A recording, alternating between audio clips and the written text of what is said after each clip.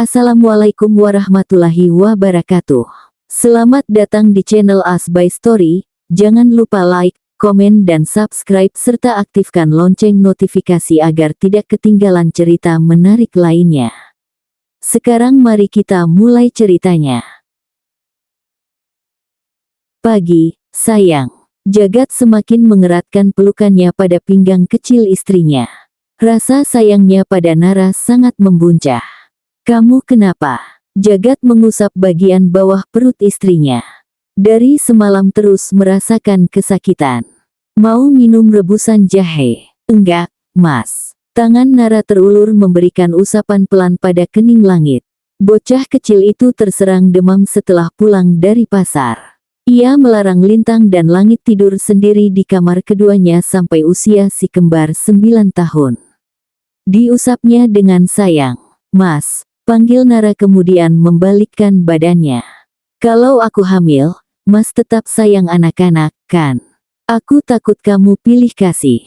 Memang, Langit sama Lintang itu darah daging kamu, tapi waktu kamu sama Mbak Olive bukan sama aku." Jagat tidak bisa berjanji untuk hal itu. Pada dasarnya perasaan dan pola pikir manusia bisa berubah sepanjang masa. Jagat tak ingin berjanji, ia mampu melakukannya, tapi Jagat ingin membuktikan jika hari itu datang. Laki-laki jangkung itu membalas dengan mengeratkan pelukannya saja. Jagat juga berpikir sama dengan Nara. Mas gak bisa janji, Dek." Nara tahu akan hal itu. Ia menghela napas pelan, mengusap rahang tegas Jagat, memberikan senyuman terbaiknya. Nara bersyukur atas janji yang pernah Bang Irfan dan Jagat ucapkan saat masih remaja. Dengan Jagat, ia selalu bersyukur karena Jagat ia bisa merasa kasih sayang keluarga lagi. Lintang dan Langit juga bisa terbebas dari kekejaman keluarga toksik milik Jagat. "Aku cuma takut aja. Kalau sampai Mas begitu, lihat aja. Kita cerai." "Enggak sayang, enggak." Seharusnya Nara pergi memasak, tetapi rasa sakit di perutnya membuatnya tidak tahan melakukan aktivasi apapun. Jagat berinisiatif menyiapkan sarapan untuk keluarga mereka. Jagat melirik jam dinding menunjukkan angka 6 pagi. Seharusnya Buk Salma penjual keliling makanan berat, nasi kuning sudah buka. Ia mendudukkan tubuhnya dan menyandarkan kepada kepala ranjang. Tangannya masih asik mengusap kepala istrinya. Laki-laki cantik ini benar-benar sangat memikat. "Kamu bisa masak?" tanya Nara. Kepalanya berada di atas paha Jagat, enggan membiarkan suaminya pergi. "Ish, sakit, Mas. Kita periksa?" "Ya, mau, kan?" "Takutnya parah, Dek. Aku gak suka disuntik." "Gak bakal disuntik, Nara sayang." Jagat gemas dengan kelakuan istrinya ini. "Lepas dulu, aku mau buat sarapan." Dengan terpaksa, Nara menggeserkan kepalanya. "Semangat masaknya, Pak Su. Sangat manis." Jagat memanaskan motornya sebentar. Suara derap langkah kaki terdengar nyaring mendekati pintu rumah. Di balik pintu ada Lintang memasangkan celana dan berlari menghampiri ayahnya. "Loh, mau kemana, Bang?" tanya Jagat bingung. "Mau ikut sama ayah." Jagat menepuk-nepuk bagian belakangnya. Lintang kesenangan, ia langsung naik ke motor. "Abang mau beli jeli, dong." Ia melirik sebentar, menimang sesaat, mengingat sesuatu. "Jam berapa? Warung buka?" Jagat tak pasti. "Oke." Motor bergerak pelan, membelah jalan desa sedikit basah karena embun pagi. Sawah-sawah warga terlihat subur dan beraroma wangi. Pegangan Lintang pada pinggangnya semakin erat. Kendaraan berwarna biru laut itu berbelok ke kanan dan berhenti di depan rumah sederhana. Aroma serundeng membuat perut Jagat lapar. "Buk Salma," teriak Jagat dari pintu dapur. "Buk, Popo, Gat, mau beli nasi, Buk." Pintu bambu terbuka. "Wah, Jagat sama siapa?" "Lintang, Buk." "Mau berapa bungkus, mau apa?"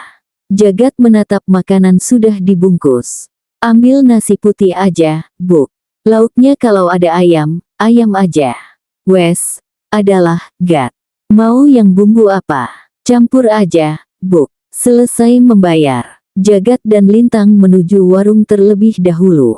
Anak pertamanya terlihat kesenangan. Ia bergegas menyusul Lintang ke dalam warung. Tangan kecil itu bergerak ricuh mencari jajanan untuk dikonsumsi selama libur. Lintang menarik snack kesukaan adiknya. Jeli sudah terbeli, snack sudah terbeli juga, dan minuman juga sudah terbeli. Keduanya bergegas pulang.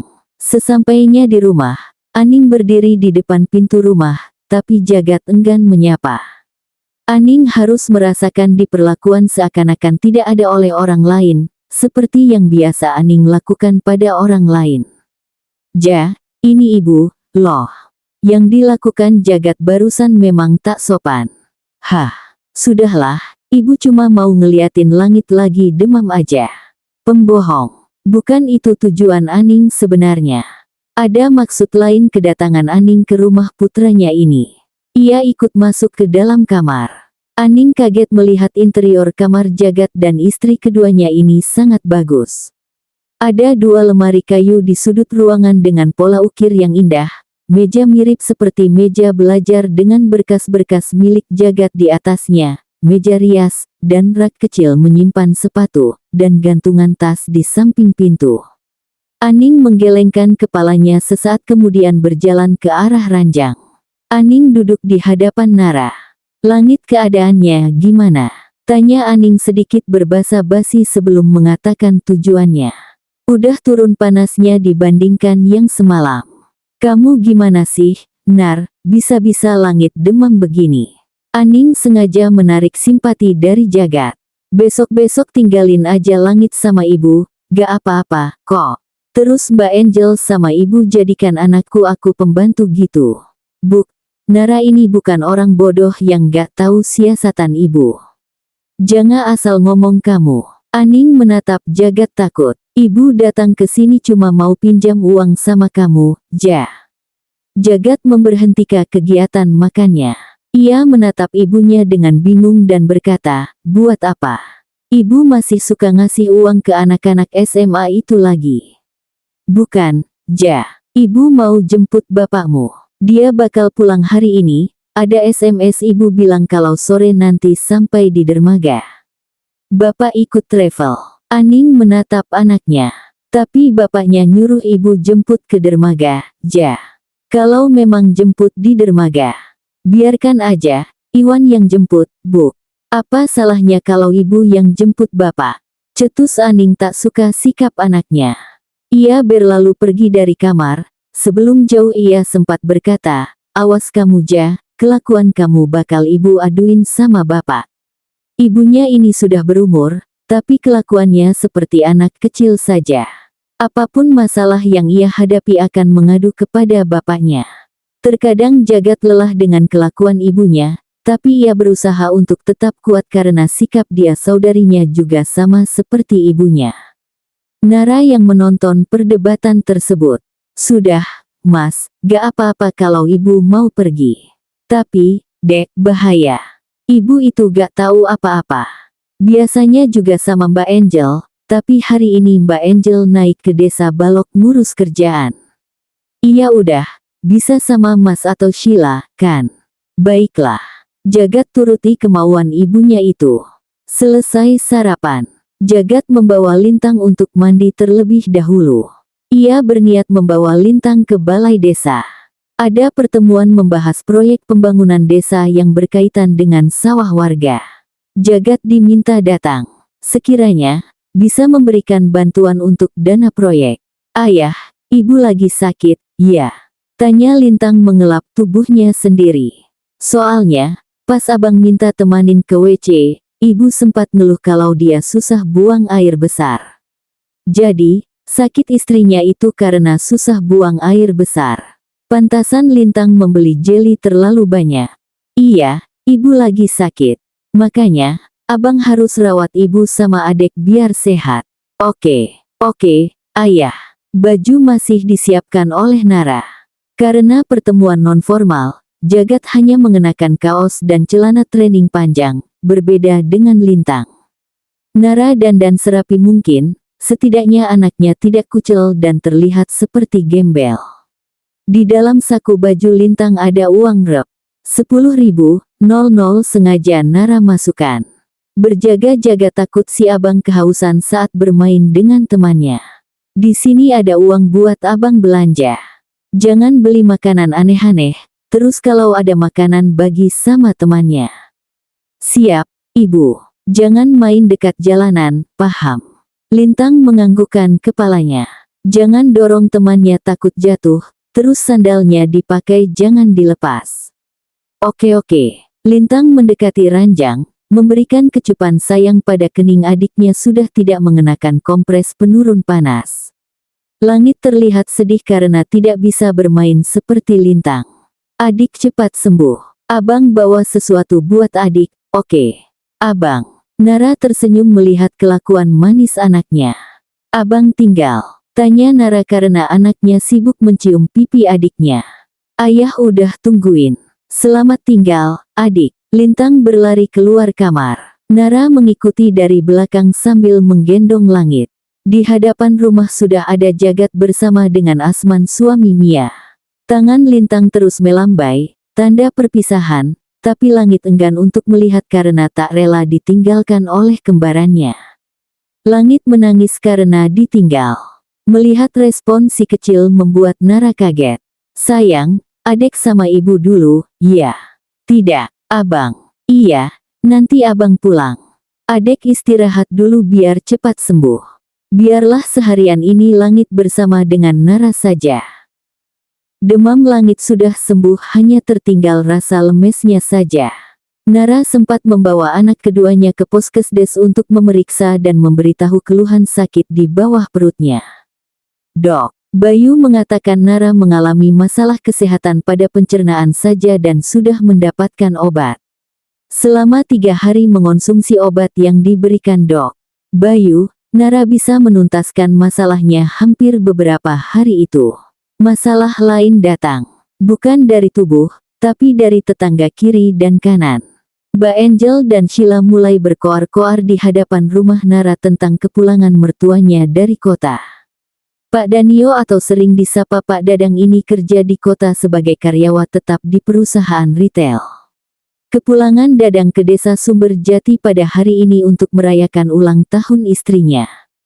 Aning memaksa untuk merayakan ulang tahunnya agar bisa dipamer di Facebook. Orang-orang desa bisa melihat seberapa cintanya sang suami pada dirinya.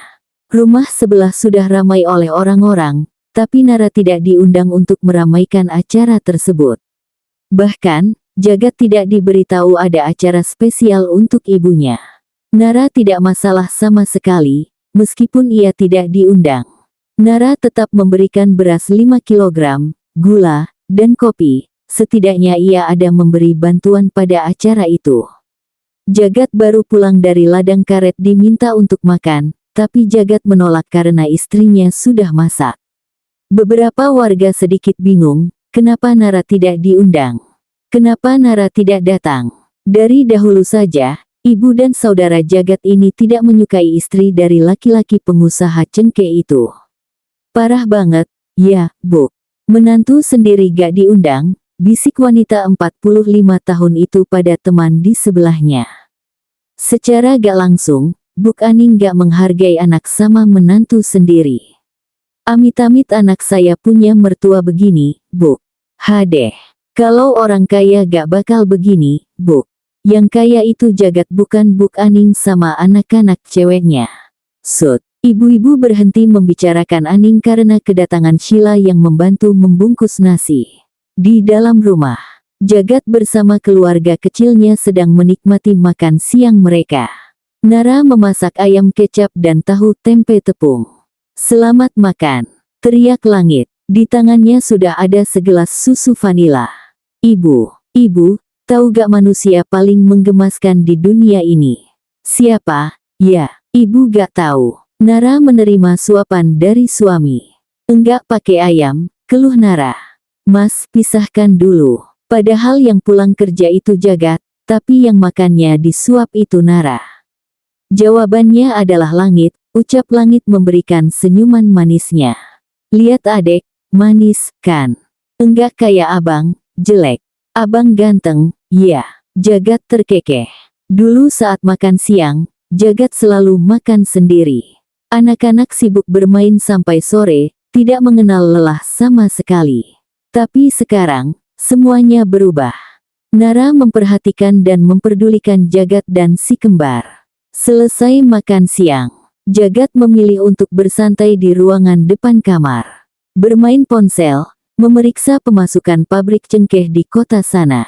Mungkin saat Jagat ada kesempatan akan membawa anak dan istri melihat pabrik cengkeh. Di ruangan ini ada jendela kaca, lumayan besar. Kegiatan Nara yang keluar masuk membawa baju sudah dilihat oleh orang-orang di luar sana. Lintang dan Langit bermain sepeda di dalam rumah. Di rumah tidak ada ambal karena semuanya disimpan di dalam gudang. Sepeda yang digunakan si kembar adalah hadiah dari Asman. Suami Mia seorang pekerja di perusahaan kayu. Mia dan Asman belum mempunyai anak karena target keduanya memiliki anak saat Mia berusia 27 tahun dan sekarang masih sangat muda, nikah muda saat umur Mia 16 tahun. "Ayah, mau makan pentol?" teriak Lintang dari depan. Bocah itu diam-diam mengintip keluar rumah. "Ayah, ayah." Derap langkah kaki keduanya terdengar jelas bersama dengan suara teriakan.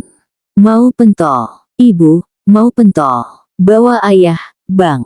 Jagat pura-pura tertidur, sengaja menjahili anaknya. "Ayah jangan tidur," teriak Langit. "Ayo ayah, nanti Pak Leknya pulang." "Ayah." "Mas," tegur Nara. "Ibu ini sibuk memasukkan baju ke dalam lemari. Aku pengen juga. Tapi gak pakai apa-apa cuma kuah aja. Kasih kecap sedikit." "Oke." Jagat menarik Nara sebentar, memberikan kecupan sayang. "Cantik, Mas Gelombang." Nafas Nara terengah-engah karena kelakuan suaminya sendiri. Jagat melakukan sanggama sampai subuh, tubuh Nara jelas tidak kuat menerima hujaman sperma dari suaminya. Apalagi kejantanan laki-laki itu sangat besar, tak akan muat di dalam bagian bawahnya. Jagat suka milik Nara sangat empuk dan nyaman. Ia menarik keluar secara perlahan, tapi hal tersebut memberikan sensasi menyakitkan bagi Nata. Lebih baik, Jagat langsung tarik cepat saja dibandingkan dengan sekarang. Pelepas berakhir, Nara bisa merasa hal kosong di bawah sana. Jagat membantu Nara membersihkan tubuhnya terlebih dahulu di belakang. Jam 5 subuh, Jagat menyelesaikan kegiatan dan membersihkan tubuh Nara. "Huhu, sakit." Nara ingin berteriak. "Awas aja kalau Mas Jagat gak manjain aku seharian, besok-besok gak bakal aku kasih." Kalimat yang dilontarkan Nara memang terjadi. Dimulai dari pukul 7 pagi, Jagat tidak bisa ke ladang, selesai mengantarkan Lintang dan Langit ke sekolah. Ia langsung mendapat perintah untuk membersihkan rumah dari depan hingga belakang. Jagat bisa mengerjakan semuanya, tapi membutuhkan waktu yang lama. Seandainya saja ia tidak melakukan hal itu secara berlebihan, mungkin tidak akan merasakan hal seperti ini. Ia tidak boleh menyepelekan pekerjaan Nara hanya membersihkan rumah. "Udah, Dek. Makasih suamiku." Nara cekikikan kesenangan. Ia sedang menonton sambil menikmati semangkuk mie pedas. "Ambil air, dong, Mas. Haus." Jagat tahu jika Nara sedang mengerjai. Tumbler sudah ada di sisi kanan istrinya. Sengaja banget jahilin suami sendiri. Nara cengengesan biasa saja. Ia menyadarkan tubuhnya di dada bidang suaminya. Nara suka bermanja-manja seperti sekarang. Tangan Jagat mengusap perutnya dari luar baju. "Kalau kamu ke warung, belikan mie kuning ya, sama bihun, aku mau buat bakso." Bukan tanpa alasan, Aning membuat menu bakso untuk acara ulang tahun. Pak Dadang sudah pulang semalam dijemput oleh Iwan. Jagat dan Nara tidak ada datang untuk menemui Pak Dadang. Biarkan mereka berbahagia dengan acara mereka sendiri tanpa harus ada mereka. Jagat menundukkan kepalanya, menyesap bibir tebal milik Nara. Rasa pedas dari mie yang dimakan oleh Nara dapat dirasakan oleh Jagat. Bibir atas dan bawah dilumat oleh Jagat. Udah, Mas Gelombang." Kamu enak banget, Mas suka. Tapi Mimiu adek sakit tahu. Yang lebih tua tertawa kencang karena perkataan Nara barusan. Laki-laki mengatakan kemaluannya sakit karena jagat yang memasukkan kejantanan ke dalam sana. Jadi kamu gak pakai dalaman. Tangan jagat masuk ke dalam daster Nara, memeriksa bagian bawah sana. Enak banget, kamu gak pernah coba-coba masukin waktu di asrama. Mas, kamu kira aku orang mesum? Suka tusuk-tusuk itu aku sendiri, gerutunya. Nara mendorong tangan jagat agar menjauh. Jari laki-laki itu berani masuk ke dalam kemaluan Nara. Mau lagi. Kayaknya itu adek becek lagi. Nara tahu kondisi miliknya, bahkan ini terasa sangat basah karena ulah jagat. Tangan kasar itu menggusap bagian yang tidak seharusnya. Capek, Mas. Tapi basah, dek. Kasian loh itu adek kesakitan. Jagat. Pagi itu jagat benar-benar menggila. Menghunjam Mimiu Nara lagi, lebih brutal dibandingkan semalam. Kuatkan Nara untuk tidak berteriak. Pepe adek nikmat, bisik jagat sedang menunggangi Nara. Mas, benar-benar sangat gila. Jagat melakukan hal itu sampai jam pulang anak-anak. Kondisi Nara sudah tidak bisa dikatakan baik lagi. Ruang TV sudah berantakan karena kebrutalan pasangan baru ini. Lantai dilapisi karpet sudah basah, daster Nara sudah sobek, mangkuk mie dibiarkan di ruangan. Bahkan, Nara sudah berbaring di ranjang sedikit merangkang, bagian bawahnya terasa sakit jika saling bergesekan. Tubuh pulennya ditutupi kain berwarna merah muda samar yang tipis agar tidak melukai. Ingat mengutuk perbuatan jagat barusan, tapi Nara sendiri meminta untuk diperlakukan kasar. Nara bisa berubah gila saat bertemu dengan burung milik jagat. Barang itu sangat kuat, kokoh, besar, panjang, dan berurat. Nara saja sampai berteriak kesenangan dan menangis nikmat. Tangannya terulur untuk menepuk-nepuk kemaluannya, masih tersisa benih-benih nikmat jagat. Nara masih teringat kata-kata laki-laki itu saat mereka selesai bersanggama, biarin aja di sana, siapa tahu besok jadi. Dasar, apakah semua mantan duda bersikap beringas seperti itu saat menikah? Berikan Nara jawaban. Sudah Bapak bilang berapa kali? Istri jagat itu saudara kalian juga. Bisa-bisa kalian buat acara tanpa ngundang Nara dan jagat, otak kalian di mana? Bentak Dadang sudah habis kesabaran. Kamu juga Aning. Akal pikiran kamu itu dipakai atau enggak? Bisa-bisanya bersikap seperti ini. Jagat juga yang kasih kalian makan, tahu. Sheila dan Angel menundukkan kepalanya takut. Aning sudah menangis ketakutan karena bentakan suaminya. Selama ini ia bisa bersikap jahat pada menantunya karena tidak ada Dadang dan bahkan perceraian Jagat dan Olive juga karena dirinya. Itu tidak diketahui oleh sang suami. Dadang merasa malu dengan sikap istri dan anaknya. Kalian itu gila. Gila, tahu gila itu apa? Ya, kalian ini. Sudah bodoh, gak punya akal untuk berpikir.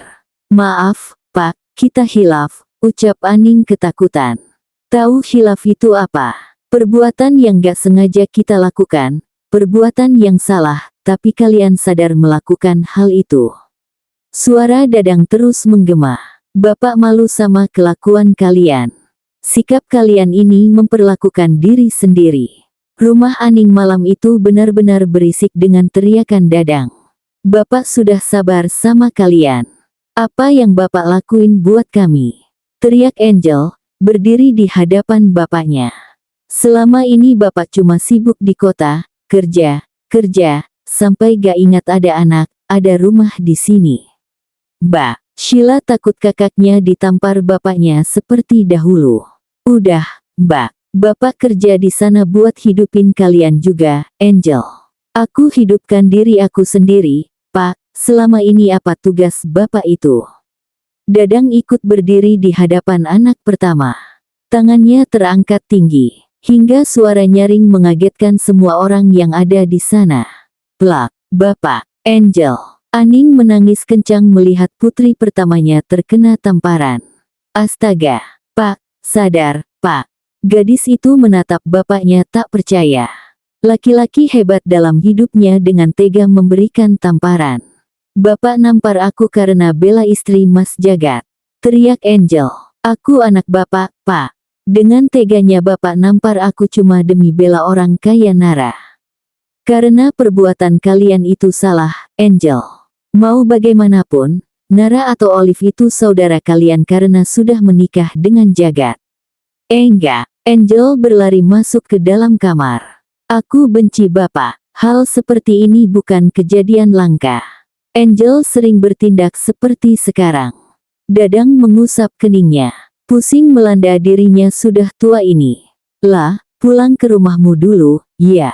Istirahat, Iwan sama Jama nungguin. Iya, Pak. Sheila tidak seberani mbaknya. Ia berpamitan pada ibu dan bapaknya. Napasnya terengah-engah karena perasaan takut yang berlebihan. Ia bergegas masuk ke dalam rumah. Tapi tatapan Sheila membola kaget. Kamu ngapain?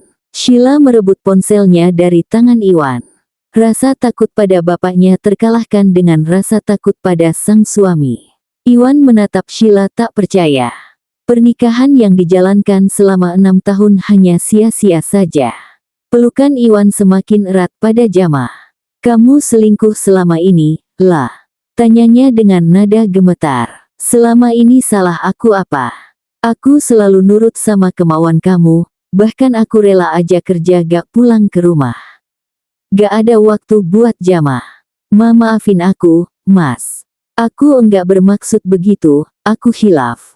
Iwan terkekeh sinis. Khilaf. Di situ udah jelas, lah, kamu selingkuh sama Heru teman kuliah kamu lebih lama dibanding usia pernikahan kita. Dari awal kamu memang sudah selingkuh. Maaf, Mas. Sheila bersimpuh di hadapan Iwan. Ia takut rahasianya terbongkar pada keluarganya dan orang-orang desa. Sheila tidak bisa menahan malu atas gunjingan orang-orang. Aku bakal berubah buat pernikahan kita. Enggak perlu, kata Iwan memberhentikan ucapan Sheila. Aku mau kita cerai. Jama bisa hidup sama aku dan aku bakal pulang ke tempatku sendiri. Enggak, jangan bawa Jama pergi, Iwan. Aku mohon. Jama menatap pertengkaran orang tuanya. Masa kecil bocah itu harus rusak karena kelakuan ibunya sendiri. Iwan tidak memperdulikan teriakan Sheila. Ia menggendong Jama masuk ke dalam kamar. Seharusnya, rumah ini milik Iwan karena 100% pembelian tanah. Pembuatan rumah itu berasal dari uang Iwan tanpa ada campur tangan Sheila sama sekali. Iwan sudah cukup sabar dengan kelakuan wanita gila akan harta ini. Keluarga besar Jagat digemparkan dengan perceraian Sheila dan Iwan. Pada hari Kamis pagi hari, saudara termuda Jagat dan Iwan resmi bercerai dan hak asuh Jama ada di tangan Iwan. Aning memeluk cucu kesayangannya untuk terakhir kalinya. Jama menatap ibunya terakhir kali, tapi bocah 6 tahun itu malah memeluk langit dan lintang. Meminta maaf karena belum sempat bermain bersama. Anak kecil seperti Jama harus menerima resiko perbuatan ibunya sendiri. Selepas dari perceraian, Sheila lebih banyak berdiam diri dalam rumah. Orang-orang desa mengetahui perceraian Iwan dan Sheila karena keinginan masing-masing untuk bercerai tanpa tahu alasan sebenarnya. Dadang menatap keluarganya miris. Tidak ada yang beres di rumahnya ini, tapi ia bersyukur dengan perceraian anaknya. Iwan tidak akan dipaksa sempurna oleh Sheila untuk memenuhi kebutuhan hidup mewah anak termudanya lagi. Semua ini gara-gara Nara, gumam Aning merasa terancam karena kehadiran Nara di keluarga mereka. Dia harus pergi. Aku harus cari cara biar dia ninggalin Jagat. Aning bolak-balik di dalam kamar. Rasa kepalanya hampir pecah karena memikirkan posisinya sekarang. Sialan. Kenapa, Dek? Nara mengeratkan kain jarik di tubuhnya, ia berniat mandi. Ngapain jongkok di bawah meja sore-sore begini? Lagi main petak umpet sama abang. Nara menoleh ke belakang. Enggak boleh main petak umpet sore-sore, Dek, nanti ada yang ikutan main. Ayah.